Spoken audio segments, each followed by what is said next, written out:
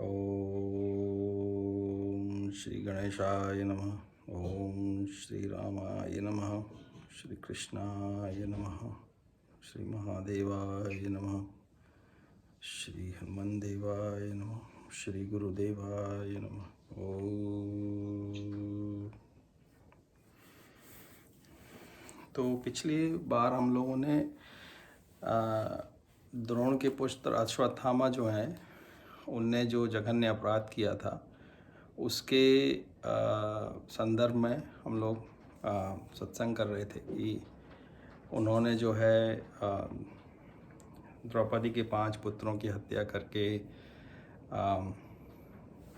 दुर्योधन को जो है उनने उनके सर काट के दिए, ला के दिए, और फिर कुपित होकर इस तरह से दुर्योधन विलाप करने लगी। और अर्जुन जो है उन्होंने प्रतिज्ञा की कि मैं उनका सर काट के जब तक नहीं लेके आऊँगा तो तब तक मेरी प्रतिज्ञा, अगर ऐसा नहीं किया मैंने तो वो स्वयं को आत्मदाह कर लेंगे। तो इस तरह का उनने प्रतिज्ञा की और फिर उसके बाद वो अश्वत्थामा को पकड़ लेते। तो वहीं से हम लोग आगे करते हैं। फिर भगवान जो है उनको प्रेरित करते हैं कि ये आपने प्रतिज्ञा की है और ये आप हत्यारा है तो आप इसको मार दो। तो भगवान उस वक्त अर्जुन की धर्म अधर्म की परीक्षा लेते हैं कि इस वक्त जो है वो देख रहे होते हैं कि अर्जुन क्या करेगा ऐसे उसमें। तो हमने ये भी देखा था कि ऐसा अक्सर हो जाता है कि हम लोगों की भी परीक्षा होती है। हम लोगों के सामने भी जीवन में परिस्थितियाँ आती हैं और फिर उसकी परीक्षा होती है कि हम लोग क्या निर्णय लेंगे। कोई निर्णय सही गलत उसका बहुत आसान या साधारण उसकी कोई परीक्षा जो है उसकी कोई वो ये सांसारिक परीक्षा की तरह वैसा नहीं है कि इसका रिजल्ट आएगा तो पास हो गए या फेल हो गए, है ना। ये तो ऐसा है कि हमारा जो धर्म अधर्म के प्रति जो हमारा विचार है, हमारे जो लक्ष्य है जो प्राप्त करना चाहते हैं, हमारे जो जीवन के अभी तक का जो हमने कर्म इकट्ठा किया हुआ है वो सब के संदर्भ में वो सबको देखते हुए फिर और सबसे महत्वपूर्ण ये कि जीवन का लक्ष्य क्या है। तो अगर वो व्यक्ति का जीवन का लक्ष्य उसको मोक्ष प्राप्त करना है, भगवत भक्ति प्राप्त करना है, तो वो उसके हिसाब से फिर उसकी जीवन की आगे गति चलती है। वो उसका निर्णय उस तरह से लेता है और फिर उसका स्वयं की क्या ड्यूटीज़ हैं, स्वयं की क्या ड्यूटीज़ हैं, समाज के प्रति, स्वयं के प्रति, परिवार के प्रति, वो सबको लेते हुए अर्जुन क्या है, योद्धा भी है, पति भी है ना, भगवान का भक्त भी है। अब इतने सारे उसके संबंध हैं, इतने सारे वो चीज़ों में है और उसके बाद उसको उसका निर्णय, मतलब अर्जुन की अगर मतलब द्रौपदी ने विलाप किया, उसका वो पति है, तो इस हिसाब से उसने ये निर्णय लेना चाहा। उसके अलावा उसके अपने ड्यूटीज़ भी हैं समाज के प्रति। वो एक क्षत्रिय है, योद्धा है, तो उसका कुछ दायित्व है, तो वो दायित्व ही निभाना है उसको। उसके बाद फिर वो एक स्वयं व्यक्ति भी है, इन सबसे अलग वो एक अपने स्वयं का व्यक्ति भी है जो उसकी। तो यहाँ जो है ना जीवन का अपना यही सब जो है ना सबसे महत्वपूर्ण है कि हम लोगों के इतने सारे हम लोग एक साथ जगहों पे स्थित हैं, पिता भी हैं, पुत्र भी हैं, हमारा अपना समाज के कुछ दायित्व भी है, हमारा जो व्यापार है या हमारी नौकरी है वो भी है, उसके अलावा हमारा अपना स्वयं का कुछ लक्ष्य है। अब इन सब को देखते हुए आप निर्णय लेते हो और किसको महत्वपूर्ण मानते हो, किसको महत्वपूर्ण नहीं मानते। जो निर्णय लेते हो वो कभी कभी व्यक्ति स्वयं का कुछ सेक्रीफाइस करता है, कुछ उसका त्याग करता है किसी व्यक्ति उस चीज़ को, वस्तु का, हो सकता है कि वो ऐसा निर्णय ले जो उसके अपने लक्ष्यों के विपरीत हो, तो उस वक्त वो अपने जो उसका धर्म है, जो उसको करना है, उसकी ड्यूटीज़ है, उसको ऊपर रख रहा है अपने आप से। तो इन सब में महत्वपूर्ण ये भगवान ने यही मतलब बताना चाहा है कि जो व्यक्ति है हमारे जो जीवन में, उसका जो धर्म होता है वो सबसे ऊपर स्वयं की इच्छाओं से, स्वयं की राग द्वेष छोड़ के, जिससे भी प्रति हमारा राग द्वेष होता है वो सबको छोड़ के जो सबसे जो सही करने वाली वस्तु है वही करना व्यक्ति को चाहिए। तो ये यहाँ पे ये भगवान ऐसे उसका वो ले रहे। तो प्रतिश्रुतम च भवता पांचाल्य श्रवणतः मम आहरिष्य शिरः तस्य याते मानिनी पुत्रः। इसके अतिरिक्त मैंने स्वयं तुम्हें द्रौपदी से प्रतिज्ञा करते सुना है कि तुम उनके पुत्रों के वधकर्ता का सिर लाकर उपस्थित करोगे। भगवान का उसको प्रेरित करना हुआ है। सूतवाच एवं परीक्षतः धर्मम पार्थ कृष्णेन चौदिता न इच्छत हंतुम गुरु सुतम यद्यपि आत्महनम महान। सूत गोस्वामी जी ने कहा, यद्यपि धर्म में अर्जुन की परीक्षा लेते हुए कृष्ण ने उसे द्रोणाचार्य के पुत्र का वध करने के लिए प्रोत्साहित किया। लिखा है नहीं पे कि अर्जुन की परीक्षा लेते हुए प्रोत्साहित किया, लेकिन महात्मा अर्जुन को ये विचार नहीं भाया। यद्यपि अश्वत्थामा अर्जुन के ही कुटुंबियों का नृशंस हत्यारा था। अथ उपेत्य सौ शिबिरम गोविंद प्रिय सारथी नवेदयत तम प्रियाय शोच्यंत आत्मजना हतान। अपने प्रिय मित्र तथा सारथी श्री कृष्ण सहित अपने शिविर में पहुंचकर अर्जुन ने उस हत्यारे को अपनी पत्नी को सौंप दिया, जो मारे गए अपने पुत्रों के लिए विलाप कर रही थी। तो अब यहाँ पे द्रौपदी की भी फिर परीक्षा है, सबकी परीक्षा होती है। अब वो द्रौपदी को ला के उन्हें दे दिया।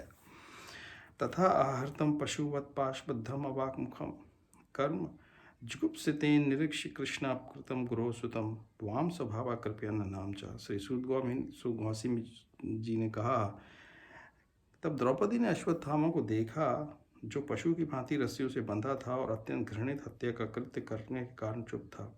अपने स्त्री स्वभाववश तथा स्वभाव से उत्तम एवं भद्र होने के कारण उसने ब्राह्मण रूप में उसके प्रति सम्मान व्यक्त किया। यहाँ पे आप देखिए उसका स्वभाव कि उसको फिर भी एक माता का हृदय कितना वो होगा, विदीर्ण होगा, लेकिन फिर भी उसने उसको ब्राह्मण के सम्मान की दृष्टि से देखा। यहीं पे जीव का, हर एक जीव का यहीं पे ज्ञान और विज्ञान का परीक्षा होती रहती है कि हम किस दृष्टि से जगत को देखते हैं, कितना व्यापक में देखते हैं। और मतलब जैसे उसने क्षमा कर दिया उसको, एक प्रकार से इतना घृणित कार्य किया उसने, फिर भी उसने उसको क्षमा कर दिया। उवाच च असहंति अस्य बंधन आनयनम सती मुच्यताम एष ब्राह्मण निर्तराम गुरु। अश्वत्थामा का इस प्रकार रस्सियों से बांधा जाना सह न सकी और भगवत परायण स्त्री होने के कारण उसने कहा, इसे छोड़ दो क्योंकि यह ब्राह्मण है, हमारा गुरु है। स रहस्य धनुवेद स विसर्ग उपसंयम अस्त्र ग्राम च भवता शिक्षित यत अनुग्रहात्। यह द्रोणाचार्य की कृपा थी कि आपने धनुष बाण चलाने की विद्या तथा अस्त्रों को वश करने की गुप्त कला सीखी। सह एष भगवान द्रोण प्रजा रूपेण वर्तते तस्य आत्मनः धर्म पत्नियास्ते न अनुगात वीरसुः कृपी। अपने पुत्र द्वारा प्रतिनिधित्व किए जाने के कारण वे अब भी निश्चित रूप से विद्यमान है। उनकी पत्नी कृपी सती नहीं हुई क्योंकि वे पुत्रवती थी। तथा धर्मज्ञ महाभाग भवत भी गौरवम कुलम वृजिनम न अर्हति प्राप्तम पूज्यम वंदम अभिक्षाशः। हे धर्म के ज्ञाता परम भाग्यशाली है, आपको शोभा नहीं देता कि आप सदा से पूज्य तथा वंदनीय गौरवशाली परिवार के सदस्यों के शोक का कारण बने। मारोदीति यस्य जननी गौतमी पति देवता यथा हम मृत वत्सह आर्ता रोदिमीय अश्रुमुखी मोह। हे स्वामी, द्रोणाचार्य की पत्नी को मेरे समान मत रुलाओ। मैं अपने पुत्रों की मृत्यु के लिए संतप्त हूँ, कहीं उसे भी मेरे समान निरंतर न रोना पड़े। वही दुख में भी उसका विचार दूसरे के प्रति, उसने ये विचार किया, द्रोणाचार्य के पुत्र को उसने क्षमा ना भी किया हो तो भी उसने ये विचार ज़रूर किया कि वो भी किसी का पुत्र है और उसकी माता ने तो कोई अधर्म नहीं किया, उसकी माता ने तो कोई अपराध नहीं किया, तो वो मेरे समान क्यों दुखी हो। क्या है ना कि उस इसने जो कृत्य किया वो तो उसकी सज़ा उसको और उसका जो उसको मिलेगी, ठीक है, विधान जो है उसके अनुसार उसको मिल जाएगी। तो ये सोच के उसने यही सोचा कि इस मैं इसको सज़ा देने वाली कौन, तो इसको जो सज़ा देने वाले परमात्मा है वो देंगे, लेकिन अगर मैं इसको अर्जुन को मार बोल के इसको मरवा भी दूंगी तो मेरा मेरा दुख जो है वो तो शांत होगा नहीं, जो उसके पुत्र जा चुके हैं वो तो वापस जीवित होंगे नहीं, और क्या होगा, इसका हृदय और संतप्त रहेगा हमेशा। अश्वत्थामा के मारे जाने से इसके अपने साथ जो हो गया वो तो ख़त्म नहीं होने वाला ना, वो तो समाप्त नहीं होगा, उल्टा वो उसकी माता जो है वो स्वयं इसी के सब पर लाभ विलाप करेगी। तो ऐसा विचार कर रही है वो द्रौपदी। द्रौपदी बहुत महान स्त्री है वो, भगवान की भक्त भी है, और तो मतलब हम लोग को ये सब सोच उनके बारे में, उनकी महानता के बारे में पता चलता है कि इतना आसान नहीं है जैसा वो सोच रही हैं, वो उनके लिए या किसी के लिए भी इतना आसान नहीं है दूसरे के बारे में ऐसे इस घड़ी में सोचना जब वो स्वयं इतना दुखी है। तो ये भी एक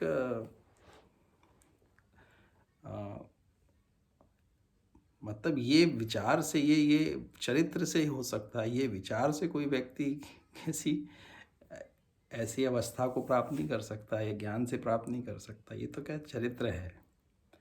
ये चरित्र धीरे धीरे धीरे धीरे बनता जाता है व्यक्ति का, एक दिन में नहीं हो सकता। हम ये चीज़ के हम ऐसे से नहीं सोच सकते कि हम इस वृत्तांत को समझ के हम अपने चरित्र को एक दिन में बदल लेंगे, मुझे नहीं लगता ऐसा संभव है किसी के लिए भी। लेकिन एक दृश्य है, एक संदर्भ है समझने के लिए कि ये उसकी मानता है। तो वही इसमें हमको ये समझ में आता है कि ये कोपितम ब्रह्म कुलम राजन्य अजित आत्मा भी तत्कुलम प्रदहति आशु स अनुबंधम शुचार्पितम। यदि इंद्र तृप्ति में निरंकुश बनकर राजा कुल ब्राह्मण कुल को अपमानित और कुपित करता है तो वह क्रोध की अग्नि समास्त राजकुल को जला देती है और सबों को दुख देती है।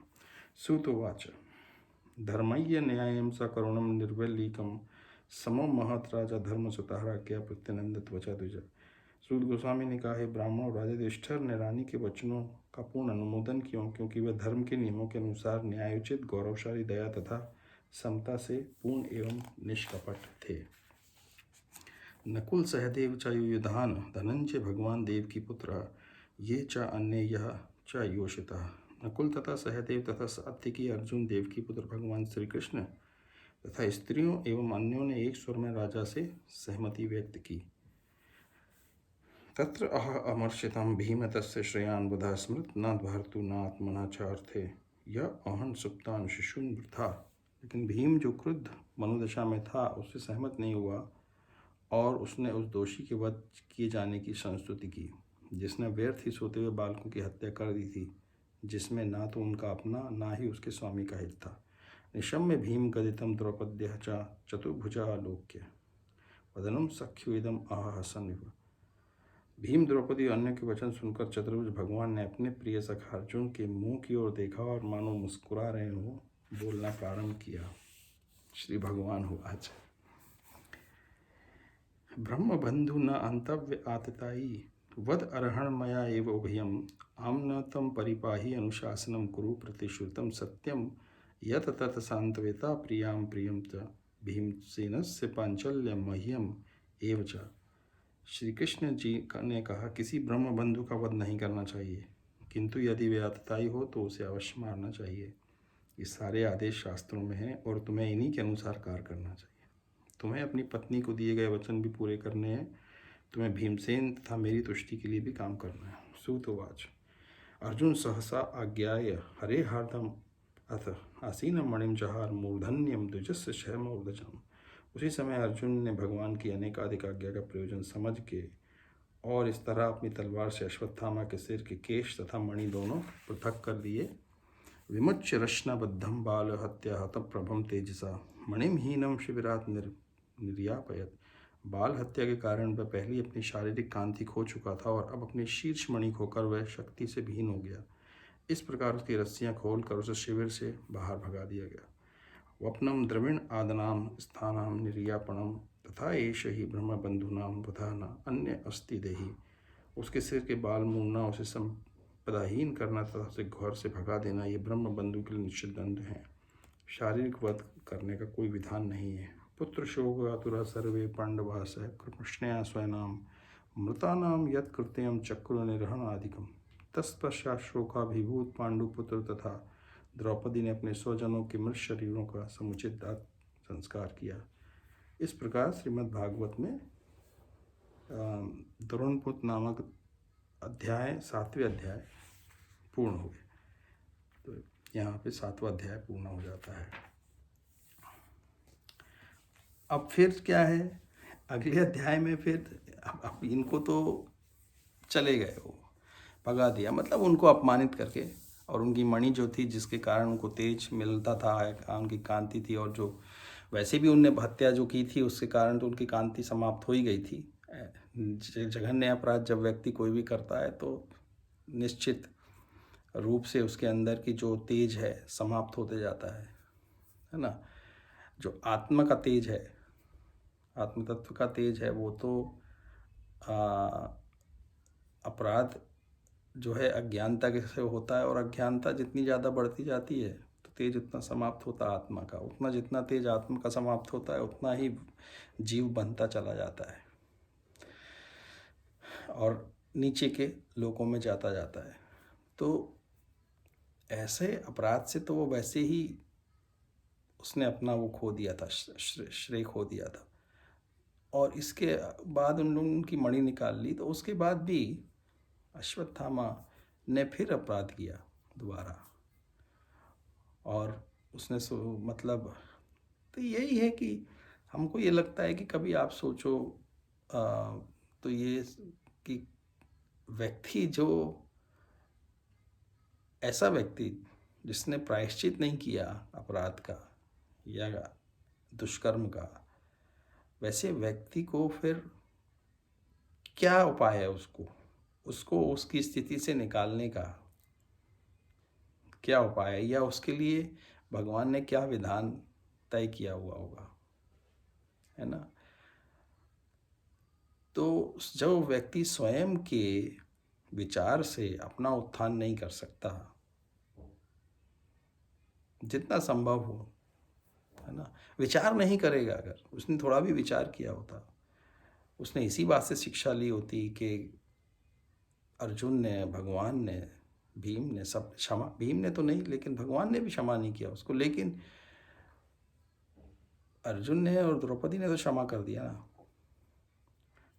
और भगवान ने इसलिए ज़्यादा कुछ बोला नहीं, क्योंकि जिसका नुकसान हुआ है उसने ही जब क्षमा कर दिया तो फिर भाई अभी भी तो ऐसा ही होता है ना। अगर किसी ने किसी के प्रति अपराध किया, उसने क्षमा कर दिया,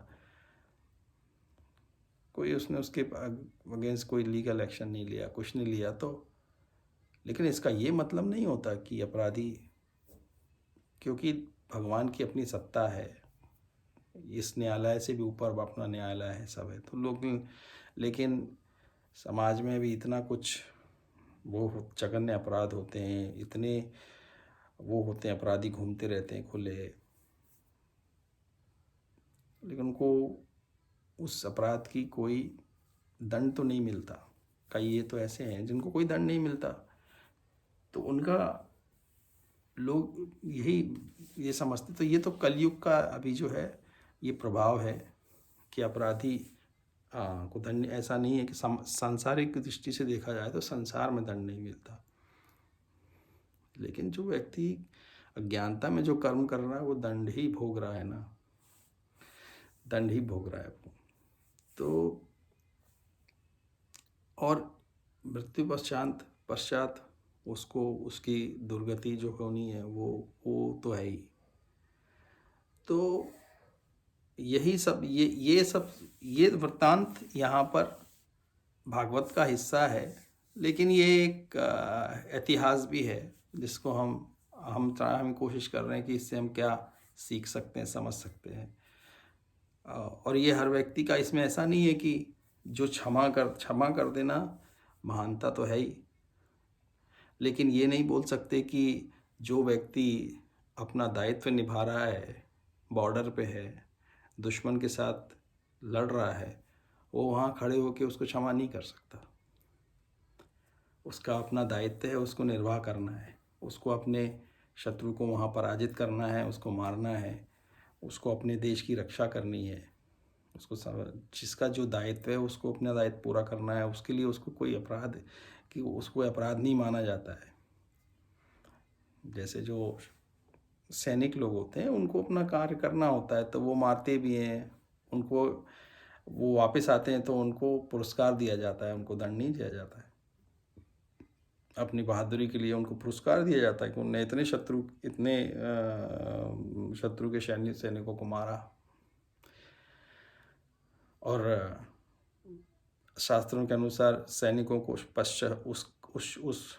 उसका भी कोई दंड नहीं मिलता है। हाँ, उनको स्वर्ग की प्राप्ति, जिसने अपने मातृभूमि की वो की है उसकी स्वर्ग की प्राप्ति होती है उसको, लेकिन क्योंकि वह उसी मुक्ति तो नहीं होती है, मोक्ष तो प्राप्त नहीं होता है।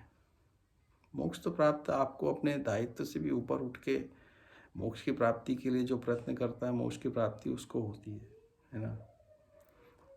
तो जैसे ज्ञान जो है, देवी जो सरस्वती हैं, वो ज्ञान रूपी सरस्वती देवी हमारे स्थित हैं, आत्म रूप स्थित हैं वो भी।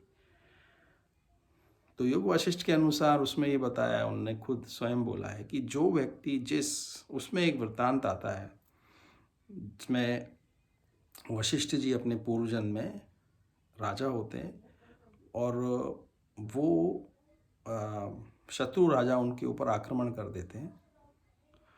तो वो आक्रमण कर देने के बाद उनकी जो पत्नी होती है लीला, वो जो है देवी, मतलब अभी ऐसा उसमें वृत्तांत ऐसा रहता है कि उनकी मृत्यु हो चुकी है और लीला जो है वो देवी की क्योंकि आराधना करती रहती है तो देवी का आह्वान करती हैं और विलाप करती हैं। और फिर देवी से वो पूछती है कि ऐसा क्यों हुआ या इसके पीछे, मतलब वो पूरा जानना चाहती हैं कि वो इसी ज्ञान के उसमें जानना चाहती हैं। तो वो देवी से पूछती है, फिर वो देवी उनको पूर्व जन्म में ले जाती है, फिर और भी पूर्व जन्म में ले जाती है।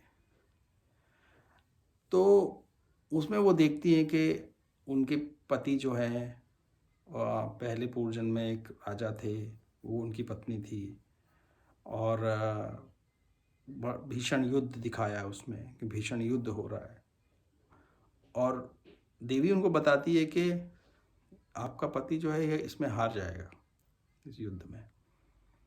और फिर तो वो पूछती हैं कि मेरे को आपका आशीर्वाद प्राप्त है, सब भी है, तो फिर मेरे पति की हत्या क्यों होगी और वो क्यों पराजित हो जाएगा। तो देवी ये बोलती हैं कि जो व्यक्ति क्यों ऐसा, इसीलिए क्योंकि जो शत्रु राजा है उसने बहुत समय तक इसी कार्य के लिए बहुत प्रयास किया है और उसका जो चित्त है उसकी प्राप्ति के लिए उसने कई समय से इसके पीछे वो कार्य कर रहा है। तो उसी जो जिसके लिए, और तुम्हारा पति जो है उसने मोक्ष के लिए कार्य प्राप्ति के लिए प्रयास किया है, इच्छा की है। तो इसमें दोनों को वही वस्तु प्राप्त हो रही है जो उनकी इच्छा के अनुसार है। इसीलिए वो हार जाएगा और मृत्यु को प्राप्त होगा। तो हम तो सांसारिक दृष्टि से ऐसे देखते हैं ना इसको, कि संसार में जीतना ही वो है। ऐसा नहीं है। जो उनने कहा कि मैं सबके हृदय में ज्ञान रूपी देवी बैठ के उसको उसी चीज के लिए प्रेरित करती हूँ, उसकी जो इच्छा होती है, और वही प्रदान भी करती। उसने मोक्ष की एक के लिए प्रयास किया तो उसको मोक्ष की प्राप्ति होगी। जिसने संसार में जो कुछ प्राप्त करने के लिए प्रयास हो करेगा, उसको उसी की ओर प्रेरित करके उसी की ओर उसको वो आगे बढ़ेगा। तो यहाँ पे यही है कि सबका स्वयं का अपना अपना जो भी निश्चित लक्ष्य है, जिसको जो प्राप्त करना है। अगर किसी व्यक्ति को मोक्ष प्राप्त करना है या किसी को भक्ति प्राप्त करनी भगवान की, तो उसके प्रति अगर वो प्रयास करेगा तो उसको उस प्रयास में आगे वो बढ़ेगा, क्योंकि ये देवी उसी का संपादन करती है, ये देवी वही देती है। और ये सब शक्तियां हैं। फिर उनने उसमें बताया हुआ है कि वो आगे कि ये सब जो है, हम लोग, तुम हो, हम हैं, ये सब हैं, ये मात्र एक प्रतिबिंब की तरह है। परमपिता परमात्मा जो है, उनके चेतन आकाश में हम प्रतिबिंब की तरह हैं। और ये प्रतिबिंब जो है, ये इसीलिए यही माया भी है, यही सत्य नहीं है। ये यहाँ तक उनने बोलती हैं कि मैं तुम कोई सत्य नहीं है हम लोग, ये मात्र हमारी एक भगवान जो चेतन रूपी आकाश है, जो भगवान जिनको परम पिता है, उनके चेतन रूपी आकाश में वो हम जीव के रूप में अपनी अपनी इच्छाओं के अनुसार इसको पाते हैं, और इसी में उदित होते हैं, इसी में लुप्त होते जाते हैं। और ना कोई कहीं जाता है, ना कहीं कहीं आता है। वो सब का सब मतलब ऐसा है वो कि एक स्वप्न, उस स्वप्न के अंदर दूसरा स्वप्न, उसके अंदर तीसरा स्वप्न, ऐसा इतना जटिल है ये। उसके अंदर ही, चेतना के अंदर ही सब कुछ है ये। मतलब उसी चेतना में वो उत्पन्न हुआ। मतलब जो वशिष्ठ जी थे, एक ब्राह्मण थे पहले, मतलब ऐसे दिखाया कि ब्राह्मण रूप में पैदा उत्पन्न हुए, उनकी पत्नी उनके साथ है, लेकिन पूर्व जन्म में वही लीला और वो राजा थे, और उससे भी पूर्व जन्म में वो, तो मतलब उनने ये बताया कि ये जो मृत ब्राह्मण जो अभी यहाँ पड़ा हुआ है, इसी के चित्त आकाश के अंदर वो राजा युद्ध लड़ रहा है।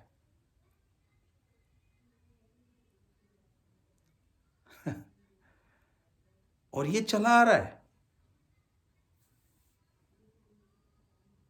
बड़ा बड़ा ये वो हम योग वाशिष्ठ पे वो करेंगे।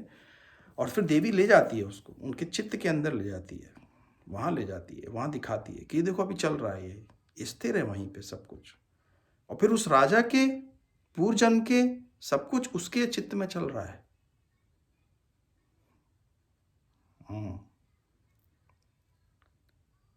और ये सब कुछ भगवान के चेतन आकाश के रूप में, वही चेतना जो है अलग अलग ऐसी कल्पना में उत्पन्न होती है, लुप्त होती है, उत्पन्न होती है, लुप्त होती है।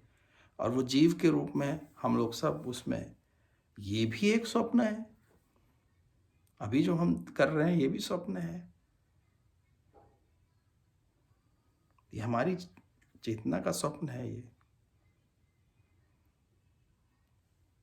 तुम कुछ पूछ रहे थे क्या? मेरे को आवाज नहीं आ रही थी। तो जैसे आत्मा का जर्नी है, तो वो शरीर लेती रहती है, छोड़ती रहती है, तो वो तो एक डिस्क्रीट चीज है ना, कि वो अभी जैसे तुमने बोला कि स्वप्न के अंदर स्वप्न, तो वो इंटरलिंक नहीं है डिफरेंट जो भी शरीर धारण करती है आत्मा, दे आर नॉट इंटरलिंक। वो एक उसके कर्मों के हिसाब से एक बार शरीर मिल गया, उसके भोग सारे हो गए, तो वो शरीर की जितनी आयु खत्म होने पे वो शरीर छूट गया। तो उसके ड्यूरिंग दैट और उसके बाद का एग्जिस्टेंस दैट इज इन क्या बोलना चाहिए डिफरेंट टाइम लाइन है ना। तो वो स्वप्न के अंदर स्वप्न वो कैसे पॉसिबल है?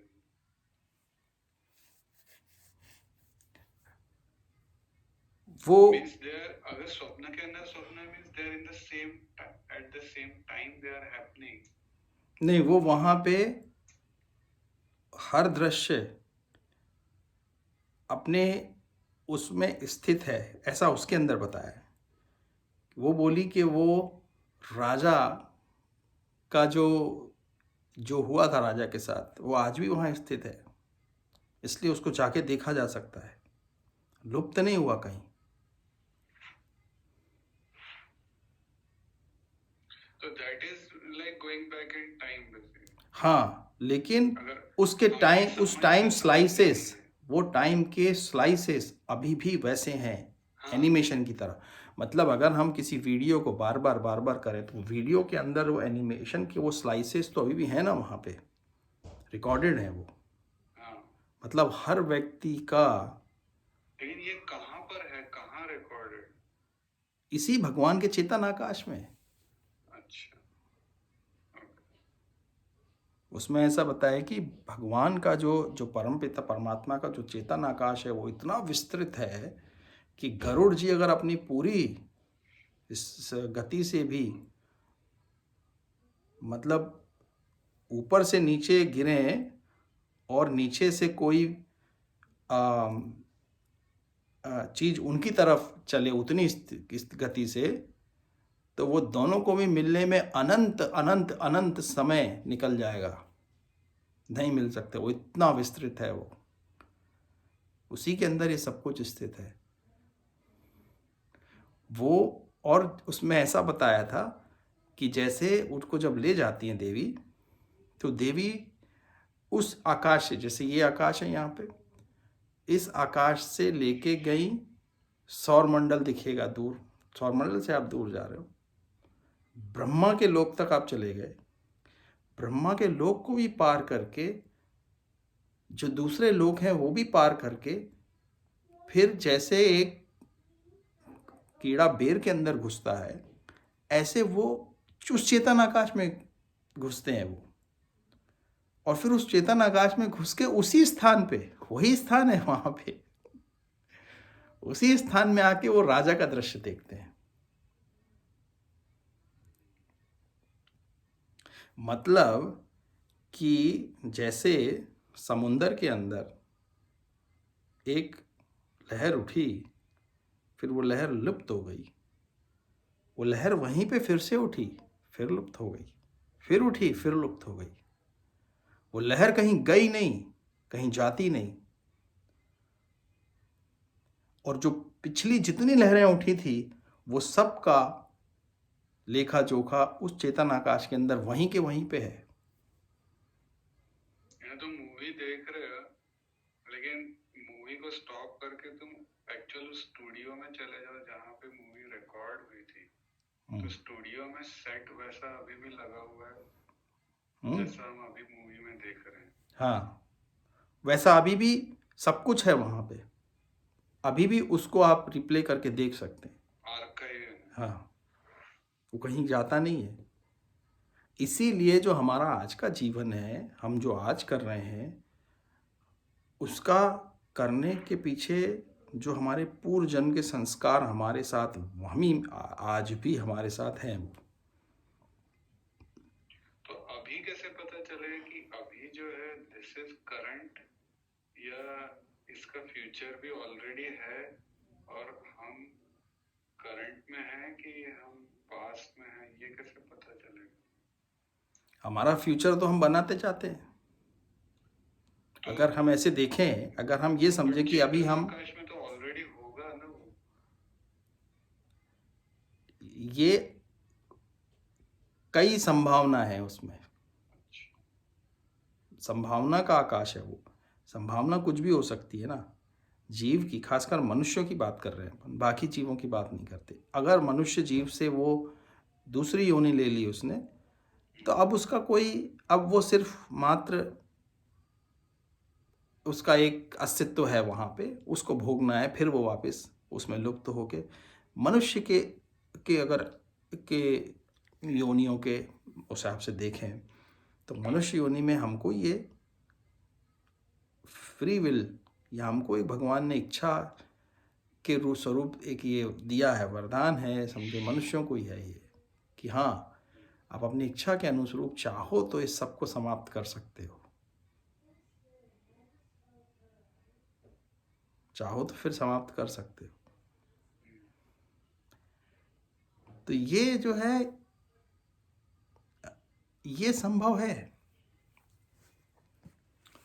ये मैं बताना चाह रहा हूँ कि ये संभव है मनुष्यों के लिए।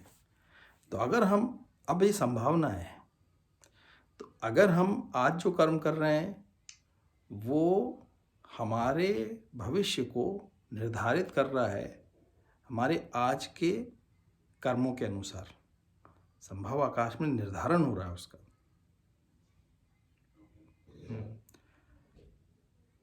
तो इसीलिए वो पॉसिबिलिटी का क्लाउड है, वहाँ पे कई पॉसिबिलिटीज़ हैं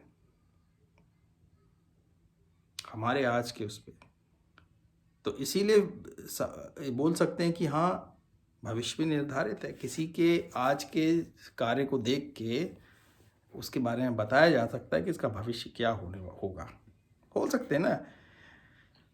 वो तो गेस है, मोस्ट लाइकली गेस्टिमेट कहते हैं। हाँ, लेकिन अगर किसी को पूर्ण ज्ञान हो कि किस तरह के कर्म का, और शास्त्रों ने बताया कि किस तरह के कर्म का क्या विधान है, तो संभव है ना कि उसका जीवन कैसा होने वाला है। हमारे पास उतनी शक्ति नहीं है, लेकिन जिनके पास दिव्य दृष्टि है वो दिव्य दृष्टि से भविष्य देख के बता सकते हैं ना। जिनके पास उतना, उनका निर्मल हो गया है आकाश, उनका चेतन इतना निर्मल है कि परमात्मा के चेतन के समान निर्मल हो गया है, तो उनके निर्मल चेतन से वो देख सकते हैं। हमारे चेतन अभी उतने निर्मल नहीं है, इसीलिए हम उतना नहीं देख सकते। लेकिन हमने ये अंदाज़ा, जितना जितना चेतन अपना निर्मल होता जाएगा उतना उतना हम भविष्य का निर्धारण स्वयं का भी और दूसरे का भी कर पाएंगे, कि अगर उसका सही उसको ज्ञान हो कि ये इसका कर्म क्या है, उससे निर्धारण किया जा सकता है कि हाँ। लेकिन इसमें भगवत कृपा भी है, गुरु की कृपा भी है। कभी हो सकता है कि भगवान की जीवों पे कृपा हो जाती है, तो भगवान की कृपा होने से फिर उसका भगवान जो चाहे वो तो हो सकता है, वो एक संभावना भी है। इसलिए भगवान की कृपा का हमेशा मांगते रहनी चाहिए। तो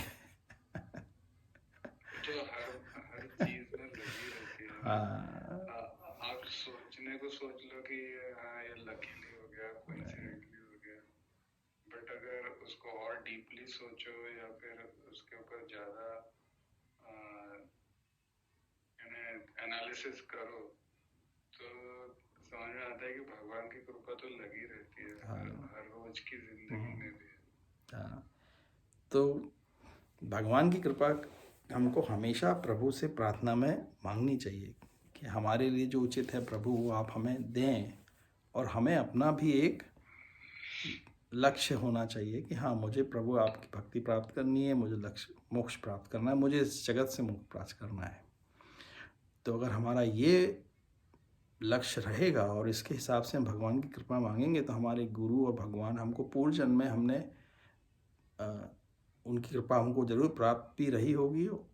इस जन्म में भी हम मांगेंगे तो हो सकता है इस जन्म में या अगले जन्म में हमको कृपा से हम यहाँ से निकल सकेंगे। क्योंकि ये स्वप्न हैं, बार बार स्वप्न देखते रहने में क्या आनंद है। मुझे तो कोई ऐसा नहीं लगता कि बार बार अगर आप अलग अलग चित्र देखते, थिएटर में बैठ के आप मूवीज़ देखते रह रहे हो और उसमें सुख दुख का अनुभव करते रह रहे हो, है ना? वही हो रहा है ना, हम एक प्रकार से हम एक एक थिएटर के अंदर हैं और बस लगातार मूवीज़ देखते जा रहे हैं, देखते जा रहे हैं। एक मूवी के बाद थोड़ी देर सोते हैं, फिर दूसरी मूवी चालू हो जाती है और सोते भी हैं तो सोते वक्त भी दूसरी मूवी चल रही होती है। वहाँ पे भी मूवी चल रही है ना, स्वप्न है वो भी। ये वाला स्वप्न है, यहाँ से सो गए तो वो स्वप्न में, फिर वापस जागे तो फिर ये स्वप्न है। तो ये अनवरत चल रहा है ये। तो इसमें कोई आनंद नहीं है, इसमें कोई। हाँ, लेकिन अब ऐसा है ना कि तूने वो चीज एक्सपीरियंस की है इसलिए, बट बाकी लोगों के लिए इट्स नॉट समथिंग कि वो रिपीटेटिव है, उनके लिए तो यही है जो कुछ है। ऐसा उनको लगता है। हाँ, वही उनके एक्सपीरियंस में वैसे ही है ना। हाँ, उनके अनुभव में तो वही मैं सोचता हूँ कि मतलब इस चीज़ की व्यर्थता का अनुभव हो जाना, ये अपना मार्ग में आगे प्रगति करना है कि ये सब कुछ व्यर्थ है। इस व्यर्थता में समय निकाल के, क्योंकि मैं आपको सही बताऊं कि स्वप्न में आनंद नहीं होता, निंद्रा में आनंद होता है। स्वप्न देखना और निंद्रा लेना दोनों अलग अलग वस्तु है। जब आपको सुषुप्ति जिसको बोलते हैं, सुषुप्ति अवस्था में जब बिल्कुल स्वप्न रहित नींद जब लेता है व्यक्ति, तब उसको आनंद का अनुभव होता है। तब वो भगवान के चेतन आकाश के उसमें, उसका जो चेतन आकाश क्या है, सत है, चित है, आनंदित है वो, उसका कोई अंत नहीं है, सत है वो, है ना। और उसलिए भगवान को सच्चिदानंद बोला गया है ना। तो वो जो पूरा है वो परमात्मा का, उसका एक सब गुण है आनंदित। तो जब वो ही चेतना स्वप्न में चली जाती है, ये जीवन भी स्वप्न है, ये जो हम अभी कर रहे हैं भी स्वप्न है, इसमें चली जाती है तो वो अपना आनंद जो है खो देती है। वो आनंद खो जाने से फिर वो उससे निकलने के लिए नए स्वप्नों को रचती रहती है वापस, नए स्वप्नों की कल्पना में, और वो अनंत काल से नए नए स्वप्न बस चलते रहते हैं। लेकिन जिसने उस सच्चिदानंद के आनंद का थोड़ा भी अनुभव जिसको मिला ना, उसको ये स्वप्न व्यर्थ लगेगा।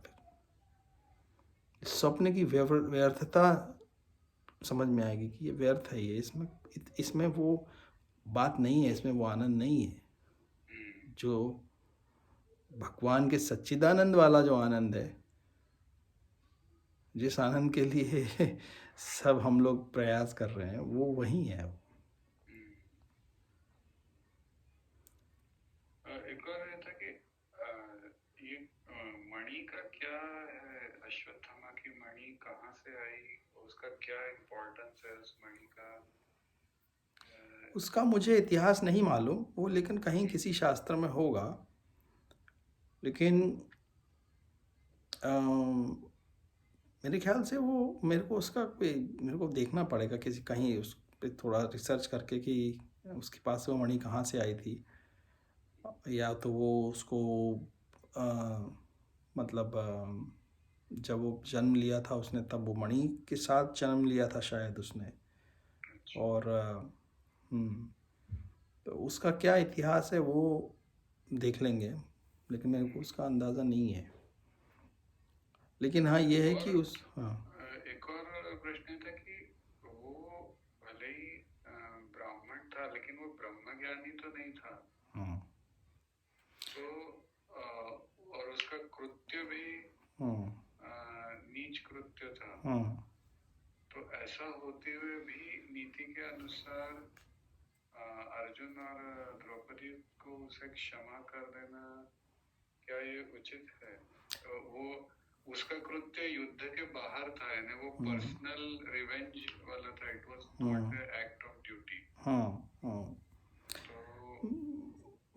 तो देखिए वो उनने उसको, अगर वो ब्राह्मण नहीं भी होता जाति से, हाँ कृत्य से तो ब्राह्मण था ही नहीं वो, है ना। हम्म, और ब्राह्मण का पद जो होता है वो जाति से तो होता ही नहीं है ना।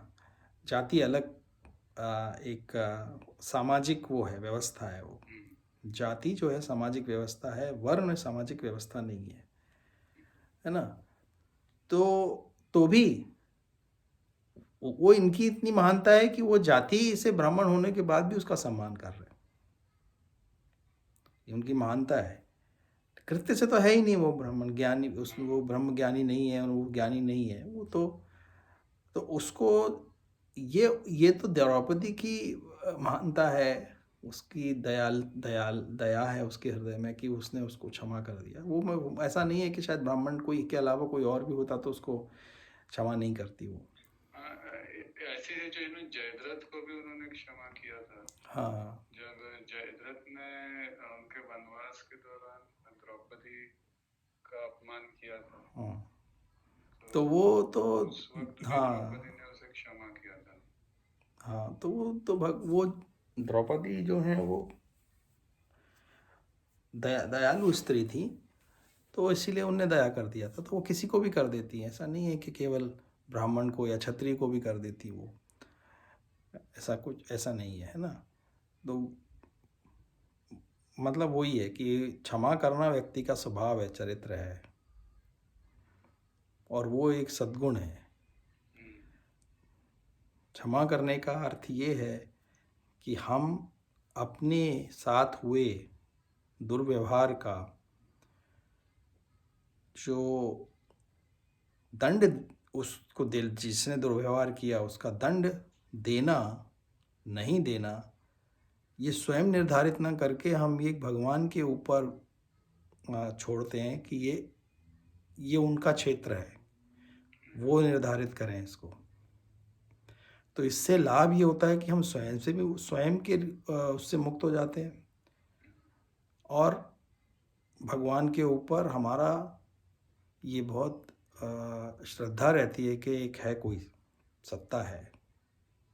अभी इतना जगत में इतना कुछ गलत होता है, इतने अपराध होते हैं, तो इसीलिए तो बोलते हैं ना बार बार, आप देखो कई मूवीज़ में भी दिखाते हैं कि बोलते हैं कि अपने हाथ में कानून को मत लो, मत लो।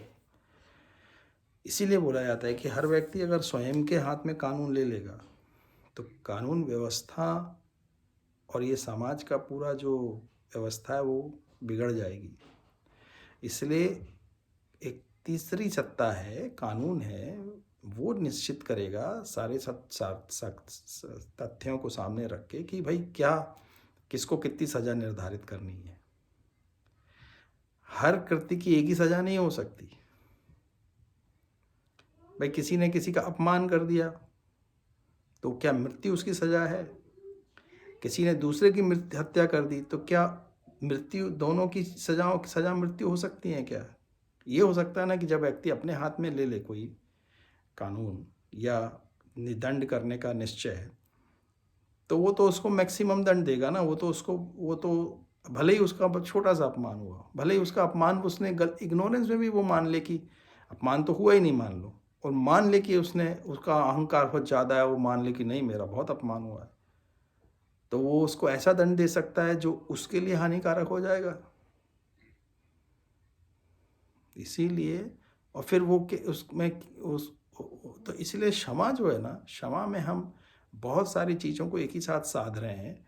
हम ये देख रहे हैं कि मैं परमात्मा पे पूरी रूप से इस पे आश्रित हूँ, उनके निर्णय के ऊपर आश्रित हूँ कि वो जो सही लेंगे। परमात्मा में मेरा विश्वास है। पहला चीज़, मैंने अपना अहंकार को ख़त्म किया। दूसरा, मैंने उससे आने वाले कर्मों से जो रिएक्शन है, उनके फल हैं, उनको भी ख़त्म कर दिया।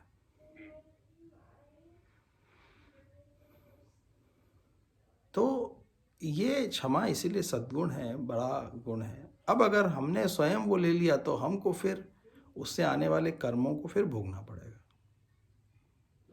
भाई कर्म के बीज जो हैं वो फिर नए फल प्रदान करते हैं, उन नए फलों से फिर बीज बनते हैं, वो उन बीजों से फिर नए फल आते हैं। तो इस तरह से ये चलता ही रहता है।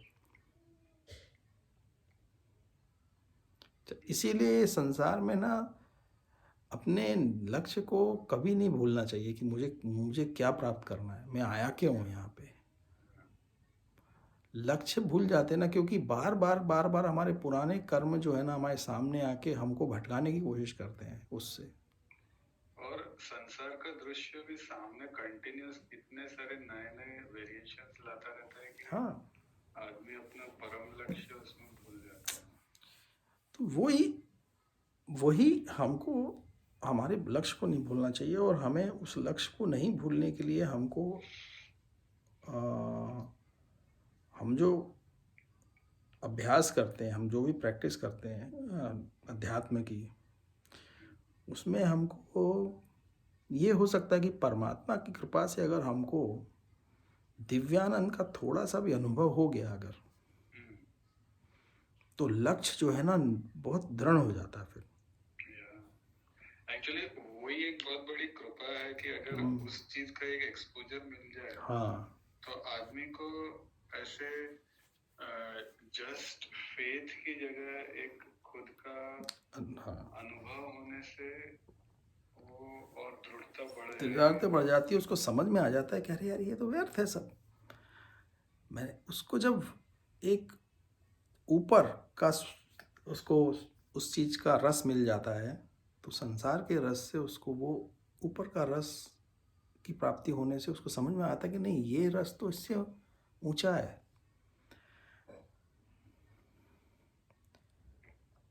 तो ऐसा नहीं कि वो इन संसार की इनको वो लेकिन उसको समझ में आ जाता है। संसार के अभी भी जब तक पूर्ण रूप से आप विकसित नहीं हो जाते आप लेकिन आपको अपना मार्ग निश्चित दिखता रहता है कि हाँ, ये मेरा लक्ष्य है, मेरे को यहाँ से ये प्राप्त करके जाना है। तो ये बस यही हमारे जीवन का जो कुछ भी है, मतलब अगर आप देखो इसका सारा सार जो है वो सार यही है कि किस तरह से हमको वो वस्तु प्राप्त हो जाए कि जिस वस्तु को प्राप्त करने के बाद हमको बस ये लगे कि अब और कुछ प्राप्त करना है ही नहीं इसके अलावा। क्योंकि संसार की जितनी भी वस्तुएं हैं जिनको अगर आप देखो तो उनको प्राप्त करने के बाद नई वस्तु को प्राप्त करने का एक नया लक्ष्य बन जाता है। ऐसा कभी नहीं होता सांसारिक वस्तुएं प्राप्त करने के बाद कि आपको ये लग जाए कि हाँ बस अब मेरे को सब प्राप्त हो गया। अगर ऐसा होता तो ये संसार बहुत ही अच्छा हो जाता, मतलब यहाँ संसार में सभी भक्त हो जाते भगवान के, लेकिन ऐसा होता नहीं है। और अब हम जितने भी लोगों को देखो, जितने को भी हम देख रहे हैं अभी भी देखो, तो आपको कहीं पे भी ऐसे ही लगेगा कि उसका एक लक्ष्य बढ़ता ही जाता है, उसका गोल पोस्ट कभी पहुंचता नहीं है वो। क्योंकि हर लक्ष्य को प्राप्त करने के पीछे बहुत प्रयास है, अथक प्रयास है। और वो प्रयास क्या है? वो प्रयास अशांति है, प्रयास नहीं है वो अशांति है, वो अतृप्तता है, वो दुख है। वो उसको प्रयास नहीं बोलता मैं, परिश्रम नहीं बोलता। वो परिश्रम का वो अशांति, दुख, थकान, असंतोष, वो सब है वो। हाँ, ऐसे जीव होते होंगे जिनको संतोष की प्राप्ति होने के बाद वो परिश्रम करते हैं तो उनको कभी थकान नहीं होती। हमारे ऋषि हैं, भगवान के अवतार हैं, वो भी तो जगत में आते हैं ना। वो कोई भी कार्य तृप्तता प्राप्त करने के लिए थोड़ी करते हैं, संतोष प्राप्त करने के लिए कोई कर्म नहीं करते। वो सारे कर्म उनके मात्र जगत के कल्याण के लिए होते हैं। ऐसे व्यक्तियों को उस अवस्था तक लाने के लिए होते हैं जहाँ पे वो भी संतोष को प्राप्त करके उस अवस्था में आ सकें। वो इसलिए उनके कार्य उसलिए होते हैं। भगवान के जो भक्त होते हैं बड़े बड़े, जो आते हैं जगत में कुछ करने के लिए, इसलिए वो कभी असंतुष्ट नहीं रहते, कभी दुखी नहीं रहते। कि दुखों का यही तो सब बड़ा कारण है ना, जीवन में सारे दुखों के मुख्य कारण तो यही है।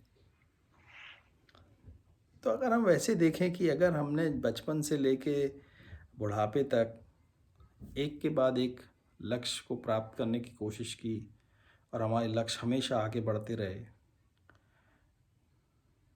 तो पूरा जीवन में फिर जो आनंद, जिसको वो लक्ष्य प्राप्त करने के लिए जो आनंद ढूंढ मिलने के लिए वो आनंद, वो लक्ष्य किस लिए कर रहे थे? वो आनंद प्राप्त करने के लिए कर रहे थे। वो आनंद की प्राप्ति तो हुई ही नहीं ना। वो और आनंद की प्राप्ति इसलिए नहीं हुई क्योंकि संतोष नहीं मिला उसको करने का। तभी तो नया लक्ष्य बन गया। अगर करने का संतोष प्राप्त हो जाता तो नया लक्ष्य बनता ही नहीं। लेकिन जो लोग इस चीज को नहीं समझते उनका थॉट ऐसा रहता है कि उसका पर्पस ही इतना था कि उतना मोमेंटरी आनंद देने का।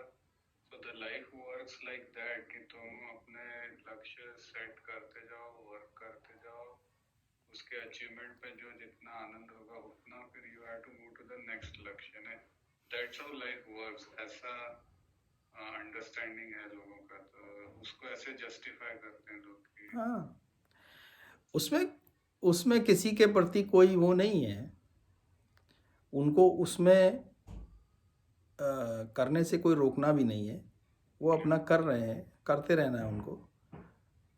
लेकिन उससे होता यह है कि वो दुखी रहने से संसार को भी दुखी करते हैं ना वो लोग। तो चक्कर ये है कि जिस व्यक्ति को अपने राज्य की सीमा बढ़ानी है तो वो दूसरे राज्य पे आक्रमण नहीं करेगा। जब दूसरे राज्य पे आक्रमण करेगा तो दूसरों की हत्याएं करेगा उसकी महत्वाकांक्षा को पूरे करने के लिए। बस रावण ने भी वही किया था, कंस ने भी वही किया था। तो महत्वाकांक्षाओं का मार्ग ऐसा ही है कि व्यक्ति जो है ना, पहले तो छोटी छोटी आकांक्षाएं होती हैं, फिर आकांक्षाएं बढ़ती जब जाती हैं तो इतनी बढ़ जाती हैं कि जब वो व्यक्ति समझो किसी राज्य का, किसी संसार का, देश का प्रधानमंत्री बन गया और उसने अपनी सीमाओं को बढ़ाना, उसकी महत्वाकांक्षा तो पूरे जगत को अब हो जाएगी ना। तो अब वो अपने पड़ोसियों को पे आक्रमण करेगा, हत्याएं करेगा, फिर उनके आगे बढ़ेगा। तो महत्वाकांक्षाओं का ये नुकसान है, ये समाज के लिए यही नुकसान है। तो वर्ल्ड वर्क्स लाइक दैट। लेकिन यही गलत, जिसको बोलते हैं ना, ये गलत, जबकि होना ये चाहिए कि कार्य ऐसे करने चाहिए कि हाँ, अगर हम जगत को, हमारी दृष्टि बदल के देखें, अब हम अपने को करना वही है। अब वो महत्वाकांक्षाओं को ऊपर लेके जाए, उसकी महत्वाकांक्षा है कि मैं करूँ, तो ऐसी होनी चाहिए कि मैं परमात्मा स्वरूप देखूं जगत को और सबको सुख प्रदान करूं, मेरे माध्यम से सबको सुख प्रदान हो, सब लोग सुखी रहें। तो वैसा नहीं होता ना। वैसा अगर होता तो फिर जगत अच्छा होता और हमारा संसार अच्छा होता। इतने जितने अभी प्रॉब्लम्स है, कितनी सारी समस्याएं हैं, वो नहीं होती अगर हम सब में परमात्मा को देखें और सबको परमात्मा में देखें, अपने को परमात्मा में देखें और परमात्मा को सब में देखें। वैसी दृष्टि से हम फिर कार्य करें अगर, तो वो सही दृष्टि से कार्य होगा। उसमें फिर संतोष की प्राप्ति अपने आप ही होगी। वो संतोष फिर क्षीण नहीं होता वैसा। तो वही है ना कि भगवान के जो अवतार के रूप में भगवान ने, देखो, कई अवतार लेके आते हैं प्रभु। तो प्रभु ऐसा ही करते हैं। प्रभु कभी किसी को दुख नहीं पहुंचाते और जो दुष्ट होते हैं उनको भी उनकी दुष्टता से मुक्ति देने के लिए उनको मारते हैं। अब जैसे अश्वत्थामा है, उसके अपने विवेक से नहीं समझ रहा वो, उसको ये समझ में नहीं आया कि पहली बार मेरे को क्षमा कर दिया गया तो मैं दूसरी बार ऐसा कृत्य ना करूं, लेकिन उसने फिर उत्तरा के घर पे भी अगले अध्याय में हम लोग देखेंगे 8वें में कि वो उत्तरा के गर्भ पे ब्रह्मास्त्र चला देता है। फिर भगवान उसकी रक्षा करते हैं और उसके बाद फिर भगवान उसको श्राप भी दे देते हैं, उसको बिल्कुल ऐसी अवस्था में पहुंचा देते हैं। तो ऐसे व्यक्ति का फिर क्या निराकरण है उसका? नहीं है कुछ। तो इसीलिए मतलब हमको ये समझना है कि संतोष जो है वो बहुत बड़ा धन है, इसलिए संतोष को धन बोला गया है। सही धन जो है संतोष ही है, क्योंकि ऐसा धन है वो कि उसको प्राप्त करने के बाद आपको और किसी धन की प्राप्त करने की और बाकी आवश्यकता नहीं रह जाती है। लेकिन हाँ, ये एक अलग, ये आजकल के ज़्यादातर 99% लोगों के लिए ये बात लागू नहीं पड़ती है, और क्योंकि उनको ये बात समझ में नहीं आएगी। उस व्यक्ति ने जिसने इस मार्ग में कोशिश नहीं की है, या उसने एक आनंद का थोड़ा अनुभव नहीं किया है, जिसने अपनी आत्मा के आनंद का अनुभव नहीं किया है, उसके लिए ये जानना, आत्मा के अंदर जो आनंद है ना, उसको जिसने अनुभव किया है वो इस बात को समझ सकेगा। इसलिए प्रभु से प्रार्थना करनी चाहिए कि हमको अपने आनंद, आत्मा का आनंद प्राप्त हम कर सकें, हमें उसका अनुभव हो सके, पूर्ण रूप से ना भी तो आंशिक रूप से, कि उसका एक रस मिल सके कि आत्मा का रस क्या है। तो आत्मा का रस मिलने के बाद व्यक्ति की मानसिक दशा कुछ और बदल जाती है उसकी दृष्टि बदल जाती है, उसका हर चीज़ के प्रति उसका एक दृष्टिकोण बदल जाता है, और स्वयं के अंदर वो उस रस का अनुभव सदैव करता रहता है। आत्मा का रस ऐसा है कि वो स्वयं के अंदर, अपने स्वयं के अंदर उसका रस का अनुभव बिना किसी बाहरी वस्तु के ऊपर आश्रित हुए उसका रस प्राप्त करता रहता है। फिर वो कुछ भी कार्य करे, फिर वो कहीं नौकरी करे, छोटा कार्य करे, बड़ा कार्य करे, उसको उससे कोई मतलब नहीं होता है। उसकी छोटी नौकरी हो, उसके नीचे लोग हों या उसके ऊपर लोग हों, अपने कार्य में सुखी रहता है। क्योंकि उसको वो आनंद जो दुनिया में लोग बाहर ढूंढ रहे हैं, संसार में कार्य करने के बाद प्राप्त करने की, वो उसको अंदर मिल रहा है। टोटली 360 डिग्री का उसका दृष्टिकोण बदल जाता है। तो वही वस्तु को प्राप्त करने के लिए मनुष्य का जन्म होता है। बस हमारा लक्ष्य जो है जीवन का यही है कि अपने आत्म के अंदर उस संतोष को प्राप्त करके, उस आनंद को प्राप्त करके हम लोग ऐसी अवस्था से चले जाएं यहाँ से। क्योंकि फिर अब दोबारा यहाँ से उस अवस्था में, उस मनोदशा से, उस अवस्था में पहुँचने के बाद जब यहाँ से नया जीवन जब आएगा, तो दूसरा जीवन आने में बहुत समय लगेगा। इतनी जल्दी क्यों? क्योंकि कोई स्फुरण ही नहीं है आत्मा के अंदर, कुछ प्राप्त करने का स्फुरण ही नहीं है। जब स्फुरण ही नहीं है तो वो दोबारा जन्म लेने का उसका कोई कारण ही नहीं है। तो वो उसी चेतन आकाश है परमात्मा के, वो वहीं सच्चिदानंद उसमें रमण करता रहेगा, या वो परमात्मा स्वरूप रहेगा वो उस आकाश में। क्यों? क्योंकि उसके अलावा कोई दूसरी सत्ता है नहीं। वही चेतन आकाश ये सब बन जाता है। मतलब ये समझ लो ना आपकी, जैसे समुंदर के अंदर मान लिया जाए कि एक अरब बूंदें हैं। अब वो बूंद का हमको साइज निश्चित करना पड़ेगा अगर नंबर निकालना है, लेकिन मान लिया जाए 1 अरब बूंदें हैं, तो वो 1 अरब बूंदें जो हैं वो वो मतलब वो जो समुंदर है, वैसे तो उसका हर एक बूंद समुंदर ही है। वो अपने आप स्फुरण कहती है, वो लहर बनती है, उठती है, फिर चली जाती है, समुंदर हो जाती है। तो वो जहाँ पे उठती है लहर, वहीं उठती है जहाँ पे हलचल होती है, जहाँ स्फुरण होता है। किसका स्फुरण होता है? उस चेतन का ही स्फुरण होता है। तो जैसे ही उसके अंदर स्फुरण होगा, वो लहर बनेगी, तो समुंदर से अब उसकी एक अलग अस्तित्व बन गया उसका। समुंदर से कभी अलग नहीं होती है, वो अस्तित्व बन गया। अब भाई हम लोग वैसी स्थिति में हैं, लेकिन जब उसको समुंदर, उसको ये समझ में आता है कि अरे मैं समंदर ही हूँ, मैं तो स्फुरण में हूँ, तो वो जैसे ही फिर वो जब उसके अंदर की वो स्फुरणता खत्म हो जाती है, तो वो समुंदर में वो शांत रहती है। वहाँ समुंदर कहीं शांत होता है, कहीं पे अशांत होता है। हर जगह समुंदर में लहरें नहीं होती हैं। जहाँ समुंदर गहरा होता है वहाँ लहरें नहीं होती हैं।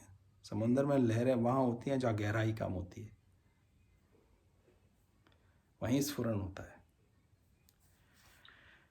एक और चीज का कभी तुमने विचार किया है या कभी कुछ पढ़ने में आया है क्या कि अगर मनुष्य जन्म का उद्देश्य परमार्थ ही है, तो वो चीज अंदर से अपने आप वो ऐसे प्रेरणा अपने आप क्यों नहीं आती? उसके लिए इतना ज्यादा बाहर से एफर्ट क्यों करना पड़ता है? या यानी why doesn't it come naturally basically? नहीं, नेचुरली आती है, ऐसा नहीं है। नेचुरली मतलब आने का मतलब कि हम हर व्यक्ति, आई थिंक आपका क्वेश्चन ये है कि हर व्यक्ति अध्यात्म की तरफ क्यों नहीं जाता है। हाँ, अगर वही एम ही है तो मैंने जैसे कछुए का एम है कि पानी में ही रहना है, तो वो उसके अंडे भले ही बाहर रेत में हो, लेकिन अंडे फूटते से ही वो समुद्र की तरफ चलने लगते हैं और अपना समुद्र में ही विचरण करते हैं। तो वैसे आदमी का अगर एम यही है कि परमार्थ करना है, तो उसको होश संभालते ही उसका रुख अपने आप उस तरफ क्यों नहीं चलने लगता? उसके लिए उसको इतना प्रेरणा या इतनी मेहनत या ये सब क्यों करना पड़ता है? Why doesn't the free will यानी आदमी की इतनी स्ट्रांग है कि it takes over everything? कि यानी ऐसा कुछ पढ़ने में आया है या सुनने में आया है क्या?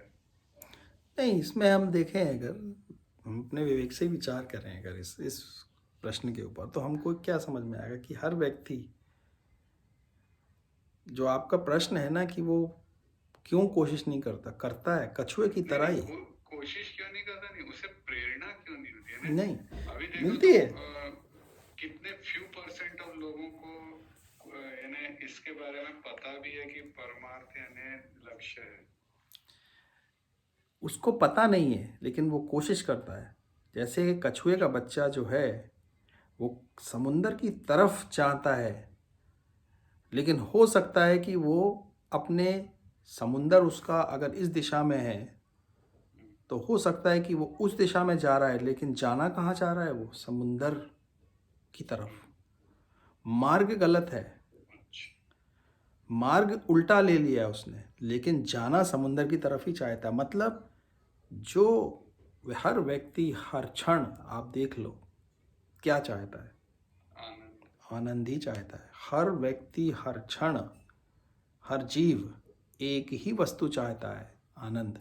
समुंदर है वो, आनंद क्या है? वो समुंदर है, वहीं जाना चाहता है वो। लेकिन क्यों? कि उसने पूर्व जन्मों में उस समुंदर को प्राप्त करने के लिए ऐसे कार्य किए हैं अज्ञानता में, तो वो कार्य करने से उसका जो संस्कार बना है वो उसको उसी मार्ग में भेजता है। उसको ऐसा लगता है कि यही मार्ग से जा सकते हैं।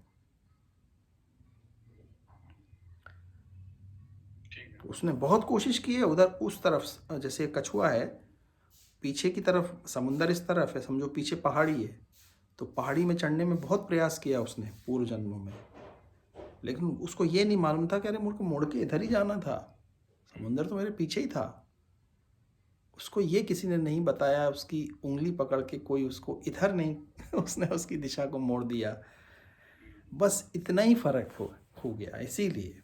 वरना अरे जब लेकिन उसको समुंदर की तरफ जाने लगेगा वो, और उसको हल्की हवा लगेगी समुंदर की, और उसकी हल्का सा पानी का उसको जब उसके से उसका संबंध होगा उस समुंदर के आनंद से, तो दौड़ेगा उसकी तरफ वो। उसको समझ में आ जाएगा कि यही तो मार्ग है, इधर ही जाना है मेरे को। और लेकिन जब तक उस तरफ जा रहा है, पहाड़ी की तरफ जा रहा है, तो प्रयास कर रहा है, गिर रहा है, प्रयास कर रहा है, गिर रहा है, चढ़ रहा है, चढ़ भी जाता है ऊपर तक। उसको ऊपर जाने के बाद थोड़ी समुंदर की हवा लगती भी है, थोड़ी सी हल्की, थोड़ी देर के लिए, लेकिन फिर वो प्रयास करता रहता, बोला नहीं अभी पहुंचा नहीं हूं मैं। लेकिन ये हालत है सभी की, क्योंकि हमने अज्ञानता में ये मान लिया है कि वो उसको प्राप्त करने का यही मार्ग है हमारे। और ये क्या है, चक्रव्यूह की तरह है, ये पूरा एक चक्रव्यूह बोलो या ये एक भगवान का बनाया हुआ ही एक ऐसा, मतलब नटशल में ये बोल सकते हैं कि परमात्मा है, उसके अलावा कोई नहीं है। उसने स्वयं के लिए एक खेल बना लिया है कि पहले मैं अज्ञान बन जाऊंगा, इस खेल बना दिया है उसने। जैसे एक मल्टी डायमेंशनल वीडियो गेम है ये, कि उसके अंदर जाएगा वो और फिर उससे निकलने की कोशिश करेगा, और निकल सकता है सिर्फ मनुष्य के जन्म के रूप, मानव के रूप से ही निकल सकता है वो। और एक बार उसने कोई और अवतार धारण कर लिया उसके अंदर, तो वो उसमें नहीं निकल सकेगा वो। तो ये 3 डायमेंशनल खेल है, उसमें बार बार अपने अवतार चेंज करता है वो। और अब उसको वो भूल गया है कि वो भूल जाना चाहता है, और फिर स्वयं को देखना चाहता है। मनुष्य बन के वो स्वयं को देखना चाहता है कि कौन है वो, कैसा है वो। और ये उसका ही खेल है। ये हम लोग सिर्फ कुछ नहीं है, हम उसके कण हैं, उसके स्फुरन है, छोटे छोटे छोटे छोटे। हमारा अपना कोई अस्तित्व नहीं है, किसी का कोई अस्तित्व नहीं है। अकलौता उसके अलावा किसी का कोई अस्तित्व हो ही नहीं सकता है, कोई दूसरी सत्ता हो ही नहीं सकती है। जो कुछ बना हुआ है वही बना हुआ है, वही उसी ने। ये अलग अलग हमको जो दिख रहा है, क्यों दिख रहा है? क्योंकि हमारे कर्म इंद्रियां और जो बाकी की हमारी सूक्ष्म इंद्रियां हैं, है ना, हमारी ज्ञान इंद्रियां हैं, कर्म इंद्रियां हैं, तो इन इंद्रियों को भी बना दिया है। इन इंद्रियों के माध्यम से ये पूरा माया का जगत प्रतीत होता है। इंद्रियों के माध्यम से होता है, माया ऐसा कुछ नहीं है। इंद्रियां उसको बना के दिखा रही हैं ऐसी। अगर आप इंद्रियों को हटा दो, इंद्रियों के परे चले जाओ, तो आपको उसका अस्तित्व दिखने लगेगा। इंद्रियों की कोई शाश्वतता थोड़ी है। हम जो देख रहे हैं, आंखें हैं, है ना, रोशनी है, वो रोशनी आंखों में जाती है तो कोई रूप दिखाई देता है। तो ये सब कुछ अगर कोई सुन ना पाए तो उसको मालूम ही नहीं होगा ना ध्वनि क्या होती है। किसी की आंखें ना हो तो उसको क्या मालूम रूप क्या होता है। इंद्रियों से ये पूरा प्रपंच हो रहा है, और उन इंद्रियों के पीछे भी ये पंच महाभूत जो हैं वो हैं। वो पंच महाभूत के अंदर तो आप सोचो ना, एक के अंदर एक, एक के अंदर एक, एक के अंदर एक जाके ये चेतना उसके अंदर अब अपने आप को अनुभव कर रही है। मतलब ये पूरा वीडियो गेम की तरह है कि एक बार आप वीडियो गेम में चले जाते हो तो आपको कैसा लगता है, लेकिन अंदर क्या बोलते हैं, माया है, कुछ है नहीं वहाँ पे। जो खेलने वाला है वो कहीं गया ही नहीं, कहीं जाता नहीं है, लेकिन वीडियो के अंदर में ऐसा लगता है उसको कि ना जाने कहाँ चला आया है, वो कहाँ चला गया, कितना दूर जा रहा है। वीडियो गेम के अंदर आप कार चला रहे हो तो आपको ऐसा लगेगा कि अरे मैं हिल के ऊपर कार चला रहा हूँ, ये कर रहा हूँ, लेकिन क्या वो सही में कार चला रहा है क्या? क्योंकि उसका अनुभव हो रहा है उसको। तो ये परमात्मा का अपना खेल है, कुछ करते रहे उनको, मतलब वो इतना चेतन है कि वो, लेकिन अपनी सत्ता नहीं छोड़ता कभी। ऐसा नहीं होता कि आटे से रोटी बन गई तो आटा खत्म हो गया, ऐसा नहीं है, रोटी में परिवर्तित हो गया, नहीं, आटा अपनी सत्ता बना के वो अपनी सत्ता बना के रखता है वो। इसलिए उसको अच्युत भी बोलते हैं, भगवान का एक नाम अच्युत है। वो अपनी अवस्था से कभी हिलता नहीं है, टिकता नहीं है। तो इसलिए आत्मन के ऊपर चिंतन करना बहुत आनंदित, मेरे को बड़ा आनंद आता है उस पर, क्योंकि ऐसी कोई है, कोई ऐसी वस्तु है, वस्तु भी नहीं बोल सकते, कुछ ऐसा है जो विचित्र है, बड़ा विचित्र है, जिसका जिसका हम सिर्फ उसकी कल्पना अपने मन इंद्रिय, ज्ञान इंद्रिय, कर्म इंद्रिय नहीं सी कर सकते हैं, बाकी हम उसके सही उसको नहीं समझ सकते कि जिसने ये गेम बनाया है वो कैसा होगा, है ना। क्योंकि हम लोग पंच महाभूतों में फंसे हैं, इंद्रियों के माध्यम में फंसे हैं, उसके अलावा समय में फंसे हैं, इतने सारे आवरण हैं उसके अंदर, और फिर उनके ऊपर ये विकारों के लाद दिए गए हैं। मतलब आप समझो ये जीव कितना ज़्यादा आवरणों के अंदर है वो। अब इसको अगर इस जीव को अपनी सत्ता प्राप्त करनी हो तो इस सबसे बाहर निकलना पड़ेगा उसको। निकल नहीं सकता बाहर, तो उसको अपने बाहर निकलने का एक ही माध्यम है वहीं पे कि उसका अपना जो चंचलता है उसको ख़त्म कर दे, वहीं के वहीं अपने हथियार डाल दो। वीडियो गेम का खेलने वाला जो वो है वही छोड़ दो, शांत हो जाएगा सब। लेकिन वो इतना आसान नहीं है। तो भगवान की कृपा से लेकिन हो सकता है। और फिर हमने उसके ऊपर इतने सारे अपने राग द्वेष की रस्सियाँ उससे जकड़ रखा है। तो अब देख रहा हो, मतलब इनके ग्रुप्स देखो, कितने सारे ग्रुप्स हैं जो हमको असर डाल रहे हैं। पंच महाभूत हैं, ज्ञानेंद्रियाँ हैं, कर्मेंद्रियाँ हैं, उसके बाद विकार हैं, विकारों में भी अपने कई तरह के विकार हैं। उसके बाद हमारे अपने अज्ञानता के कारण जो हमने राग द्वेष बना के रखा हुआ है उसका एक ग्रुप है।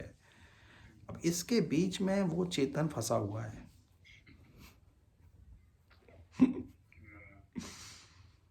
बेचारा कितना दयनीय स्थिति में है, सोचो, को आनंद कहाँ से प्राप्त होगा।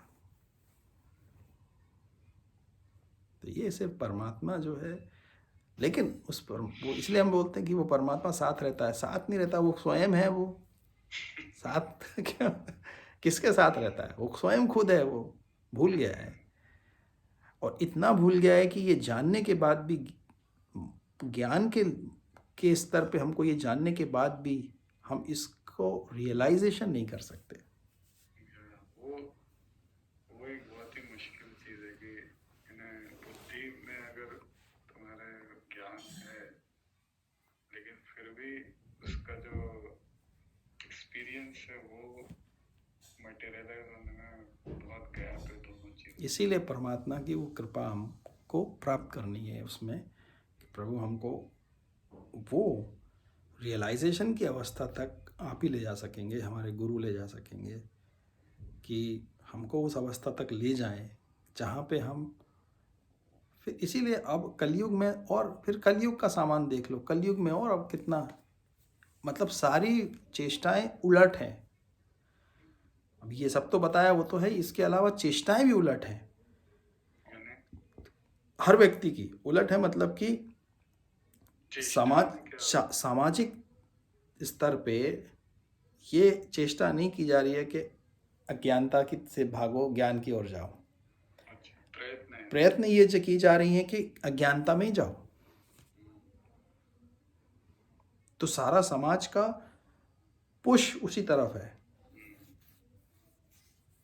कलयुग है इसीलिए उसका समय भी, अब समय का भी उसके ऊपर प्रभाव है। फिर हम टाइम में हैं फंसे हैं, फिर समय का भी प्रभाव है अलग अलग। तो ऐसे में मतलब इसी में जब देखते हैं तो लगता है कि बड़ी दयनीय स्थिति है जीव की, देखा जाए तो।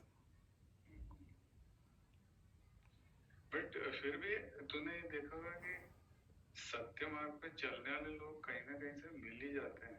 हाँ, हमारी जो चेतन मन की जो इच्छा होगी उसके अनुसार हमको हमारा जगत में मिलेंगे लोग। अगर हमको लक्ष्य प्राप्त करना है, हमारा मोक्ष प्राप्त करना है, लक्ष्य है, तो हमारे को ऐसे जो भगवान लाके देंगे सामने जो इस मार्ग पे हैं, जिसको क्योंकि सोचने को सोच सकते हैं कि आज के जमाने में कौन ये सब चीजें सोचता है, करता है। नहीं है, लोग ऐसा इसी नहीं में है। लगे हैं। परमात्मा का, अपन भी क्यों करें, लेकिन अपन ने अगर डिसाइड कर लिया हाँ तो भगवान ऐसे लोगों से मिला देता है हाँ, कहीं ना सत्संग कहीं हो से। जाता है। ऐसे लोग आपको मिल जाएंगे जो इस मार्ग पे कर रहे हैं, जो हैं। जब जरूर होगा, ऐसा नहीं है, जरूर है। अलग थोड़े कम ज़्यादा हैं लेकिन है। तो चल, कृपा तो कर ही देते हैं। हाँ भगवान कर देते हैं। चलो फिर समाप्त कर देते हैं यहीं पे। बिल्कुल। ओम श्री गुरुभ्यो नमः।